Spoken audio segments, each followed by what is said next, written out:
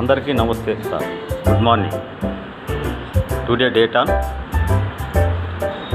28-8-2024.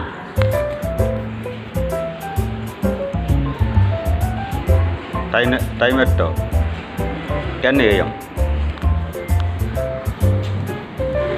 This is your Kakinada Appanna Bekam Yallalibi, All India Rally Welfare Association President and Legal Advisor and Affairs, and National All India Dignity of the Union as President.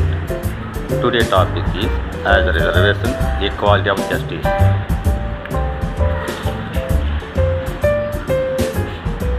August 1st, 2024, Supreme Court of Panel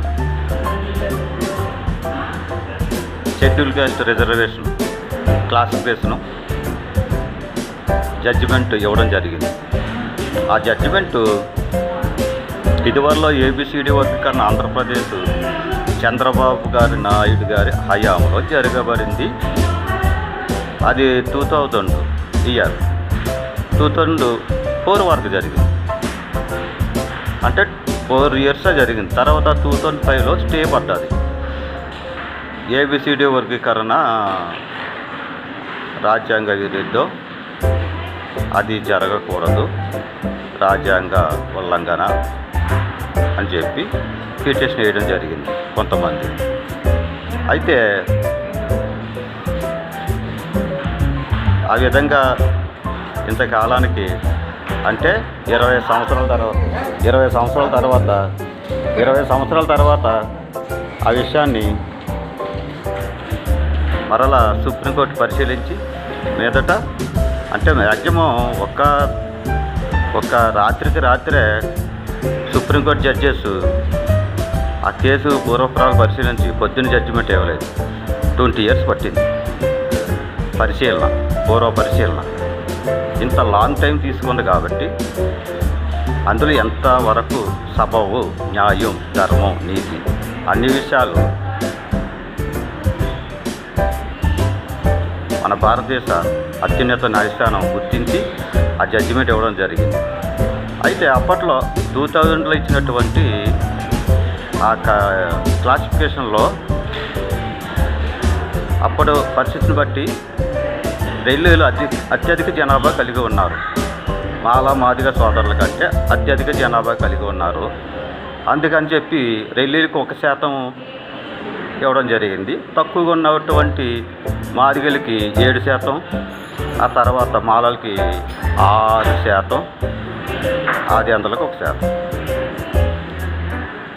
అయితే 20 సంవత్సరాల కాలం జరిగినాక వారి యొక్క అభివృద్ధి బాగుంది. ఢిల్లీ కంటే ముందంజలో ఉన్నారు. ఒక టైంలో ఒక వీడియోలో శ్రీ మంద కృష్ణమాదిగ గారు, మాదిగ దండోరా నాయకుడు, ఎంఆర్పిఎస్, ఢిల్లీలో మా మాదిగ కుల జనాభా నిష్పత్తి కంటే ఎక్కువగా ఉన్నారని ఒక వీడియోలో ఒక సామాజిక మాధ్యమంలో మాట్లాడడం జరిగింది. ఒకసారి ఆ వీడియో ఫుటేజ్, ఆ యొక్క సోషల్ మీడియాలో పెట్టిన వీడియో ఫుటేజ్ ఒకసారి పరిశీలించినట్లయితే మంద కృష్ణమాదిగ గారు ఆయన ఇచ్చినటువంటి స్పీచ్ ఆ వీడియో రికార్డింగ్ చూసినట్లయితే మీకు అర్థమవుతుంది. సో ఈ జడ్జిమెంటు చారిత్రాత్మకమైన జడ్జిమెంట్. అత్యధిక జనాభా కలిగినటువంటి ఢిల్లీ కులాలకి 1% తక్కువ రిజర్వేషన్ ఇచ్చి, తక్కువ జనాభా కలిగినటువంటి మాదిగ కులాలకి ఎక్కువ పర్సంటేజ్ కోటా ఇచ్చారు 2000లో. ఎందుకంటే ఈక్వాలిటీ రావాలి కాబట్టి. Under Indian constitutional law of equality of justice under article 14, 15, 16, 17, 18, 19, 20 ఈ విధానంలో ఢిల్లీలతో సమానంగా ఈక్వాలిటీ రావాలని చెప్పేసి వారు 2000 నుంచి క్లాసిఫికేషన్ ఇచ్చి 5లో స్టే చేసి, అయితే ఆ పీరియడ్లో వారు అభివృద్ధి ఫలాలు అందుకున్నారనేది జగమెరిగిన సత్యం. అందులో నారా చంద్రబాబు నాయుడు గారు ప్రముఖ పాత్ర వహించి ఉన్నారు. ఇప్పుడు జనాభా ప్రాతిపదిక మీద, దామాసా పద్ధతి మీద ఎక్కువ జనాభా ఉన్న వాళ్ళకి ఎక్కువ పర్సంటేజ్ కోటా ఇవ్వమని చెప్పి దామాసా జనాభా నిష్పత్తి అంటున్నారు. కాబట్టి మరి మొట్టమొదటిసారి మీరు ఆ మందా కృష్ణమాది గారు వాయిస్ ఇచ్చిన ఆ వీడియో ఫుటేజ్ చూస్తే సోషల్ మీడియాలో పెట్టినటువంటి ఆయన యొక్క మరి డిబేట్లో మాట్లాడినటువంటి విధానం అందరికీ ఎరుక అవుతుంది, తెలుస్తుంది. కాబట్టి అత్యధిక జనాభా ఉన్నటువంటి మాకు తక్కువ ఇవ్వడం వల్ల తక్కువ జనాభా ఉన్నటువంటి వారికి ఎక్కువ పర్సంటేజ్ కోటా తీసుకోవడం వల్ల ఈ గత స్వాతంత్రం వచ్చినప్పటి నుంచి కూడా 70 సంవత్సరాలుగా మేము బాగా వెనకబడి ఉన్నాం. ఇప్పుడు మాకంటే వారు ముందంజలో ఉన్నారు. ఇప్పుడు సామాజిక న్యాయం ఉన్నారు కాబట్టి చంద్రబాబు నాయుడు గారు, నరేంద్ర మోడీ గారు, పవన్ కళ్యాణ్ గారు, రేవంత్ రెడ్డి గారు.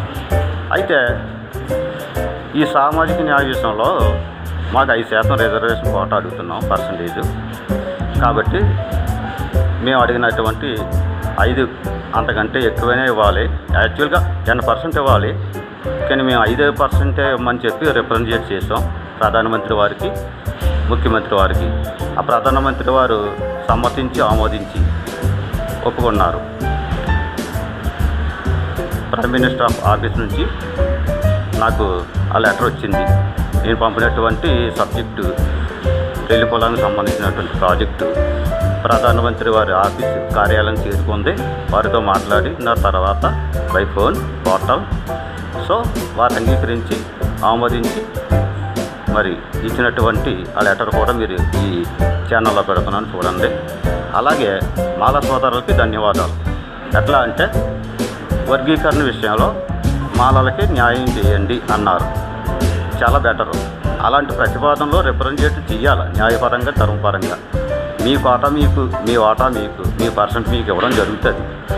అది మాత్రం జరుగుతుంది. కాకపోతే ఈ యొక్క ఏబిసిడి వర్గీకరణకు సంబంధించి మేము ఒప్పుకోము, అది రాజ్యాంగ విరుద్ధం, వ్యతిరేకం అని చెప్పి ధర్నాలో భారత బంధువులు చేయకుండా, అది మీ పెద్దలు, మీ మాల పెద్దలు, నాయకులు, ఆ ప్యానల్ అంతాను శ్రీ రేవంత్ రెడ్డి సార్ గారు తెలంగాణ ముఖ్యమంత్రి వర్యుల్ని కలుసుకొని వర్గీకరణలో మాకు న్యాయం చేయమని అడిగారు. అది చాలా ధర్మబద్ధమైనది, చాలా ధర్మమైన పద్ధతి, చాలా న్యాయమైన పద్ధతి.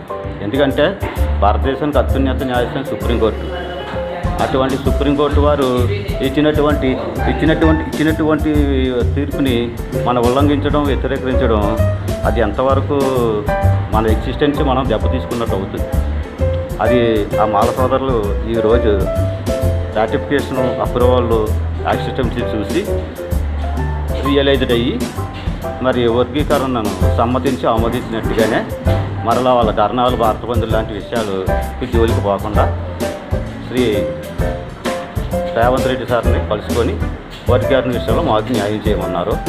చాలా ఆనందించవలసిన విషయం, మరి ఆమోదించవలసిన విషయం, మంచిది, మంచి శ్రేయస్కరమైన విషయం. కాకపోతే మరి మేము ఆ టైంలో అప్పట్లో మాకు సరైన పర్సంటేజ్ లిటరేచర్ లేకపోవడంతో 1% ఇస్తే సరైన రిప్రజెంట్ చేసేవాళ్ళు ఎవరు లేక చాలా మేము రెల్లి కులస్తులు ఆర్థికంగా, సామాజికంగా, రాజకీయంగా, విద్యా, వైద్య పరంగా, పారిశ్రామిక పరంగా, వ్యవసాయ పరంగా అన్ని రంగాల్లో వెనుకబడిపోయి చాలా దుర్భర పరిస్థితులు ఎదుర్కొన్నాం. అందువల్ల ప్రధానమంత్రి వారు మరి ముఖ్యమంత్రి వారికి రిప్రజెంట్ చేసాం. వారు సమ్మతించినటువంటిది మనం ఈ వీడియోలో పెడుతున్నాను, చూడండి. అలాగే ఈ విషయం బాగా గమనించాలని నా మనవి, కోరిక. తక్కువ జనాభా ఉన్న వాళ్ళకి ఎక్కువ శాతం రిజర్వేషను కోటా పర్సంటేజ్ ఇవ్వడం జరిగింది. 7-6 ఎక్కువ జనాభా కలిగినటువంటి రెల్లి కులస్తులకి 1% రిజర్వేషన్ అప్పట్లో ఇవ్వడం జరిగింది. ఎందుకంటే ఈక్వాలిటీ తీసుకురావాలని సదుద్దేశంతో. ఎప్పుడు మరి ఈక్వాలిటీ అనే దానికి కాబట్టి మా జనాభా దామాసా నిష్పత్తిలో ఎక్కువ ఉంది కాబట్టి మాకు తక్కువ ఇచ్చారు. తక్కువ ఉన్న వాళ్ళకి ఎక్కువ పర్సంటేజ్ ఇచ్చారు కోటా. అది గమనించాలని మనవి చేస్తున్నాను, కోరుతున్నాను. అయితే ఇప్పుడు పరిస్థితి చూస్తే ఇప్పుడు మేమే తక్కువ జనాభా కలిగి ఉన్నాం అంటున్నారు. రెల్లీలు భారతదేశంలో కాదు, ఆంధ్ర, తెలంగాణ, ఇతర రాష్ట్రాల్లో మాల సోదరుల కంటే, మాదిగ సోదరుల కంటే రెల్లి సోదరులు చాలా తక్కువ జనాభా నిష్పత్తి దామాస ప్రకారం కలిగి ఉన్నారు అని చెప్తున్నారు. అది వాస్తవం కాదు, అది నిజం కాదు. వారు ఏంటంటే అభివృద్ధి ఫలాలలో ముందంజ ఉన్నారు కాబట్టి, మేము వెనకంజలో ఉన్నాం కాబట్టి వారు ఏం చెప్తున్నా నిజం, వారు ఏం చెప్తున్నా వాస్తవం అనే నానుడికి అనే భావనకి కలిగి ఉన్న ఆ భావన తప్పు. కాబట్టి అప్పట్లో సరైన లిటరేచర్ లేని టైంలో మాకు ఏబిసిడి ఇవ్వడం జరిగింది రెల్లీలకి. అందులో ఏ గ్రూప్ రెల్లీ తక్కువ పర్సంటేజ్ ఇవ్వడం జరిగింది. ఎక్కువ ఇప్పుడు ఏమంటున్నారంటే ఎక్కువ ఉన్న జనాభాకి ఎక్కువ పర్సెంట్ ఇవ్వాలి, తక్కువ ఉన్న జనాభాకి తక్కువ పర్సెంట్ కోటా ఇవ్వాలి అంటున్నారు. మరి 2000 సంవత్సరానికి మందకృష్ణమాది గారు అన్న మాట మరొకసారి గుర్తు చేద్దాం ప్రజలకి, ప్రభుత్వానికి, మీడియాకి. ఆ వీడియో వారు బయట తీస్తే ఆ వీడియో తెలుస్తుంది. మేము ఎక్కువగా జనాభా కలిగి ఉన్నవారని అన్నారు రెల్లి కులస్తులు. మరి తక్కువ ఎందుకు ఇచ్చారు మరి ఆ పర్సంటేజ్ కోట? ఎస్సీఏ రెల్లి గ్రూప్ 1% అన్నారు, మిగతా వాళ్ళకి 7-6% అన్నారు.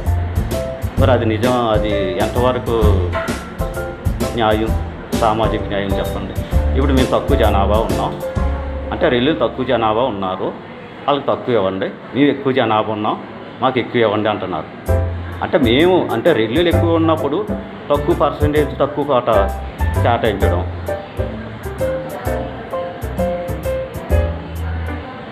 అదే ఇప్పుడు రెల్లి జనాభా తక్కువ ఉందని అంటున్నారు కదా, వాళ్ళకి తక్కువ ఇవ్వండి. మేము ఎక్కువగా ఉన్నాం, ఎక్కువ పర్సంటేజ్, ఎక్కువ కోట ఇవ్వండి. దయచేసి ఈ వీడియో విన్న సోదరులందరూ సామాజిక న్యాయం దృష్టిలో పెట్టుకొని మా యొక్క 5% రిజర్వేషను కోటా క్లాసిఫికేషన్లో 5% రిజర్వేషన్ కోటా ఇవ్వాలి పర్సంటేజ్ ఖచ్చితంగా. దానికి సంబంధించిన ఆమోద విధానం కూడా జరిగింది. ప్రధానమంత్రి వారి కార్యాలయం నుంచి లెటర్ వచ్చింది. ముఖ్యమంత్రి వారు కూడా సమ్మతించి ఉన్నారు 5 వరకు పూర్వం, ఇప్పుడు కూడా సమ్మతిస్తారని మనస్ఫూర్తిగా కోరుకుంటూ అందరికీ ధన్యవాదాలు.